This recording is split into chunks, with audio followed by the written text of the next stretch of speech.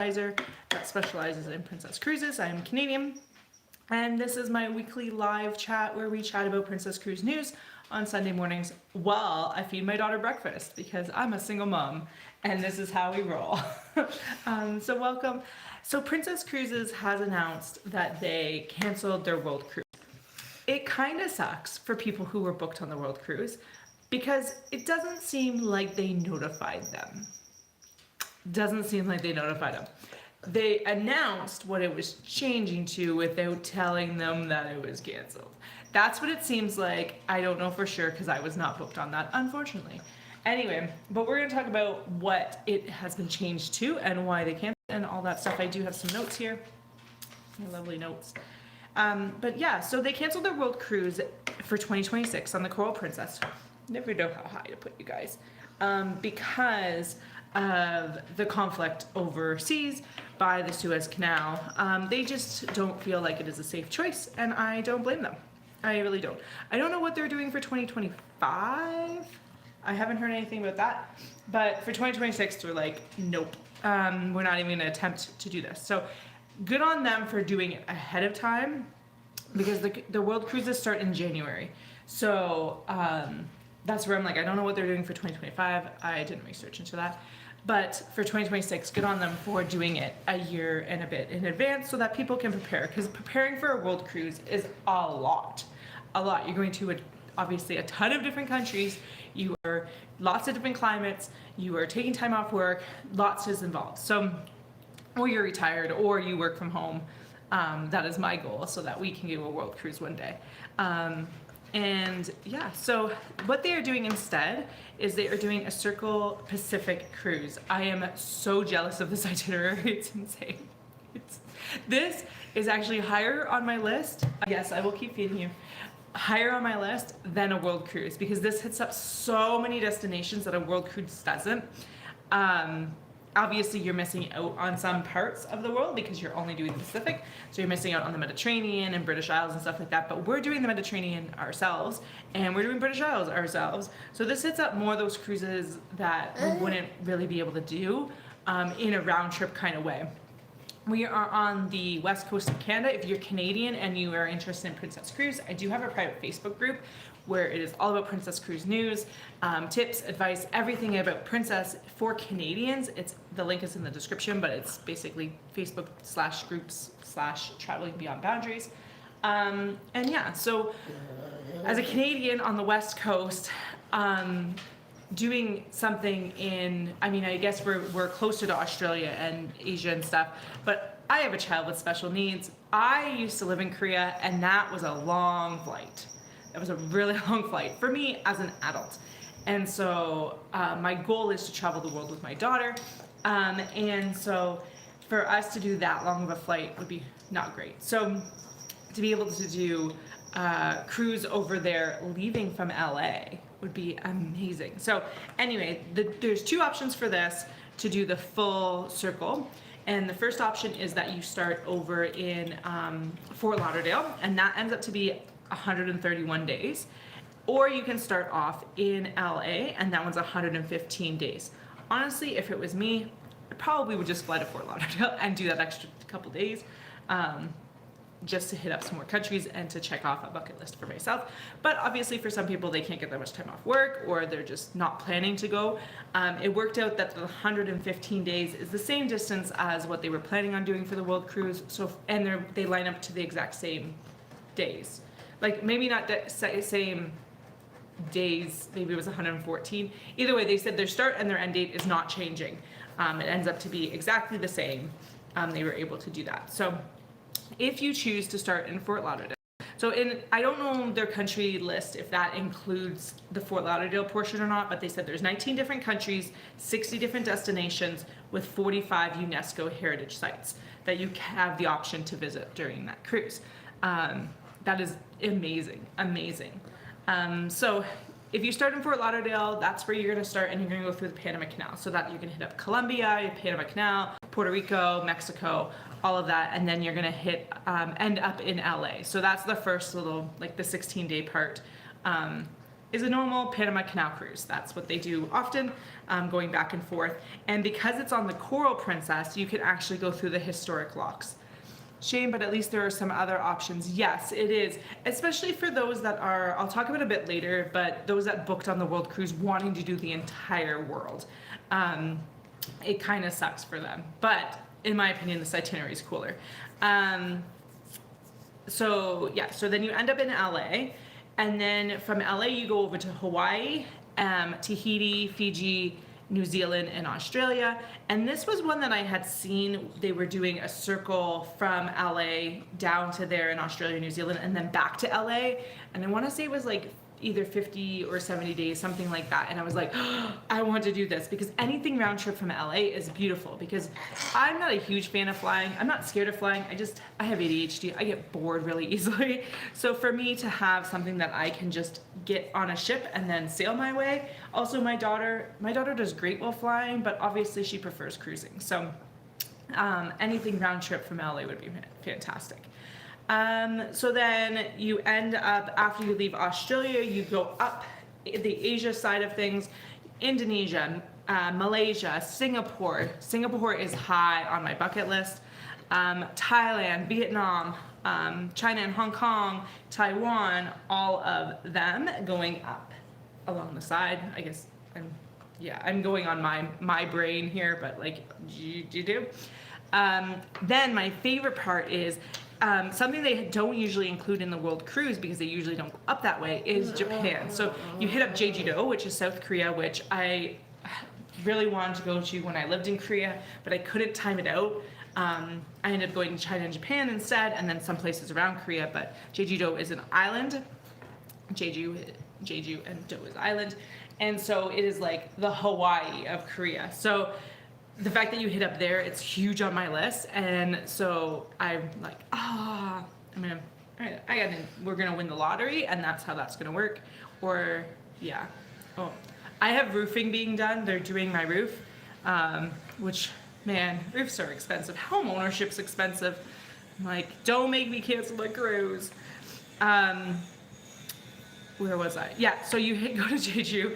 And then you do a bunch of ports in Japan, including like Osaka, Tokyo, some really nice destinations. And then you go over into Alaska. And this was something that I had seen for a different cruise. I want to say was in the fall we were looking at, and it went from like San Francisco up above Japan, like up Alaska and over to Japan, and it ended in, I want to say, Tokyo. And then we were like, then we can fly to Singapore, because then there was one in Singapore that was going down and across back to like San Francisco. And I was like, see, we could make our own circle, but obviously this would be more convenient.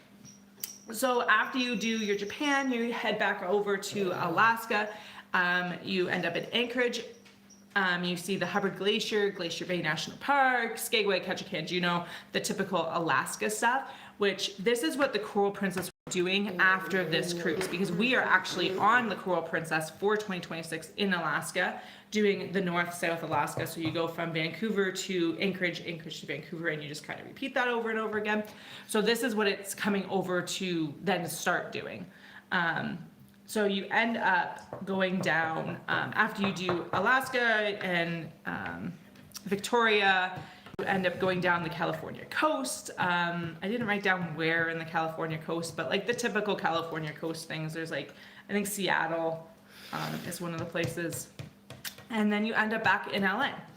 So this cruise is a Circle Pacific, and the Pacific is the ocean that I find is the roughest, in my opinion, from my experience. That is not scientific at all. It's just the only cruise that I was even remotely seasick was on the Pacific. And we were on the Red Sea, and it was Red Sea, North Sea, I think it was the North Sea. I don't know where the Red Sea is. That's what maps are for.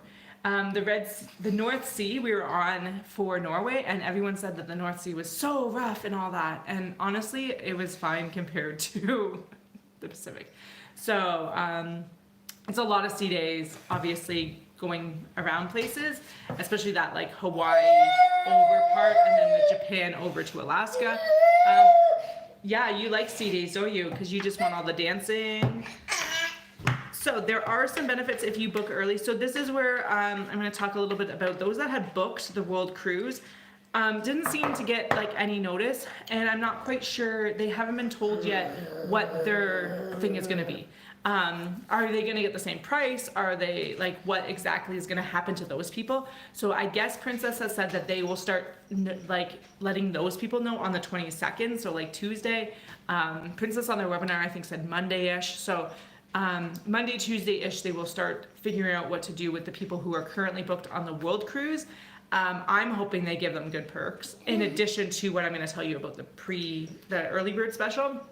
But I hope they basically price match and early bird special them and maybe give them some more onboard credit. Something like that. Like Princess usually does fairly well compared to other cruise lines when things go a little bumpy.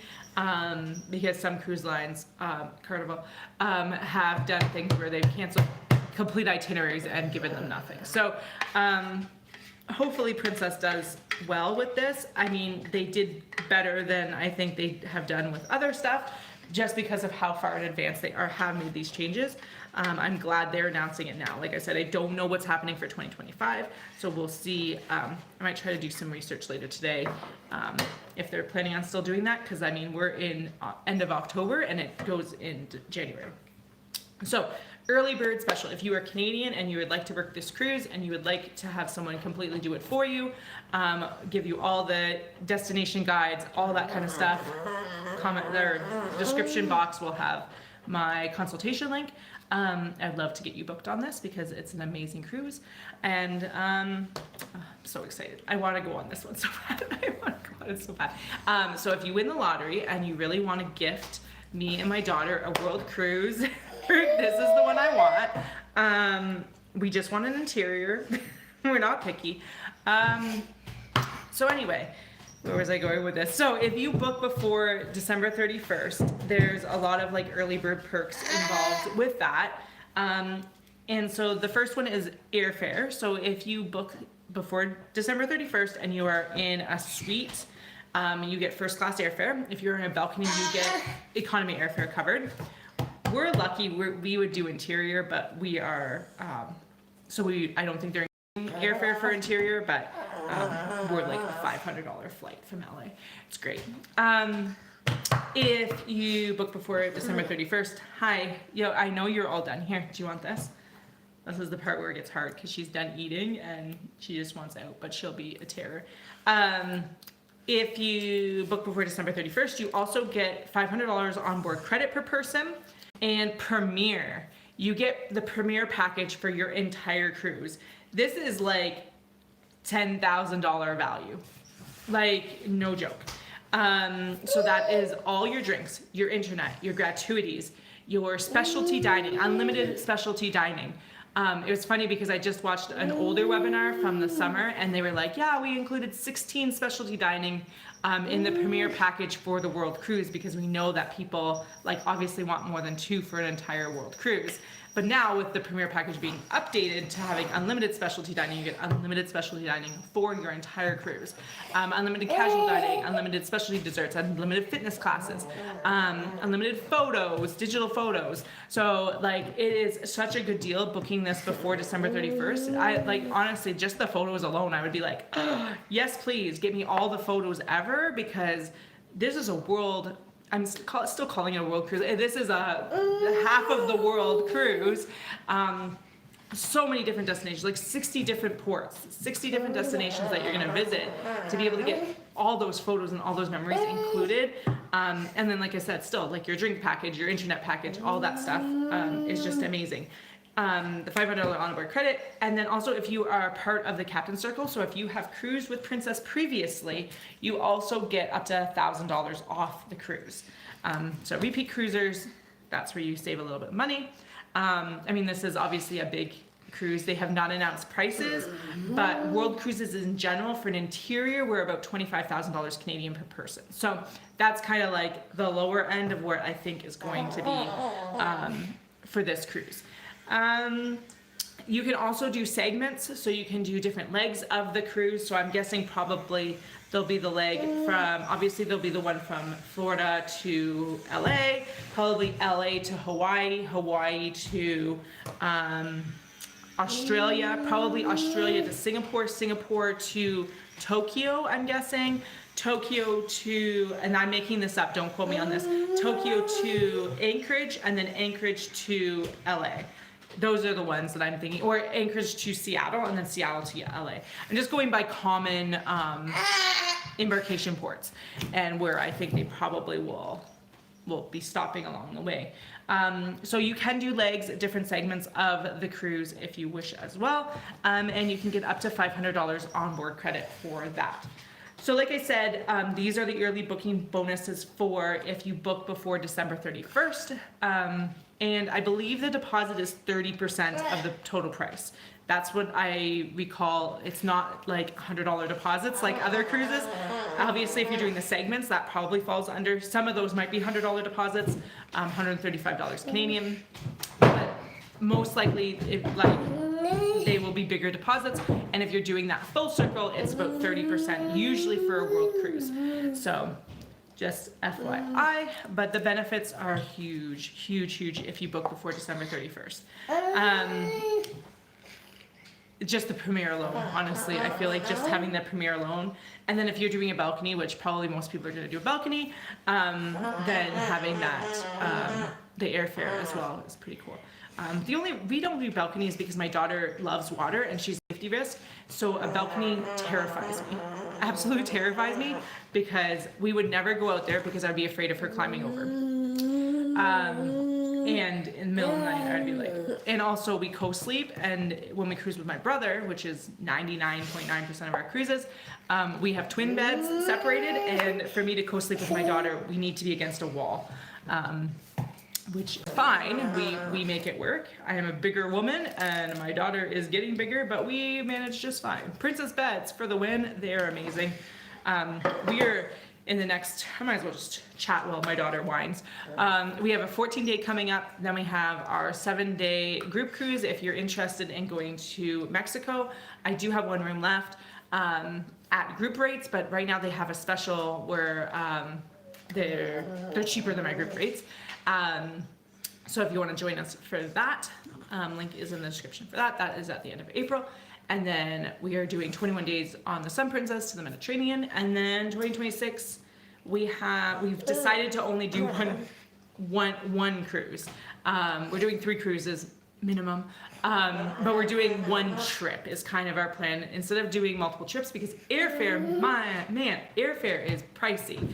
Airfare kills our budget more than the cruise. Like, we paid more for our airfare to Florida for our Christmas cruise than we did for our cruise. So, and even for instance, the Mexico group cruise, because we got in when it was cheaper than it currently is, we were paying $200 more per person for the cruise than we are for airfare. $150, $200. So like, airfare kills our budget. So for us, we're trying to limit it to one cruise a year, but one trip a year, but multiple cruises. So currently we have planned for 2026, we are doing 3 weeks in Alaska. One of those is a group cruise. And then 2 weeks on our own. I would like to add 2 more weeks, but we financially need to figure out how to make that work. 2027, we are currently looking to do a group cruise to the British Isles, as well as a group cruise to Scandinavia. Those dates and prices and everything have not been released by Princess, so who knows, but that is our plan. And then 2028, we are hoping to head back to Alaska for 2 back-to-back cruise, 4 weeks in Alaska. Back-to-back cruise, something like that, we're not sure yet. Yeah, thanks so much for joining me. She is ready to be done, and I am too. So thank you so much for watching. Don't forget to subscribe. If you're Canadian, go check out the Facebook group. If you're Canadian who is looking to cruise, come check out my website and stuff like that, because I'd love to have you as a client, and I will see you guys later. Bye-bye. Bye-bye, bye-bye, bye-bye. Goodbye.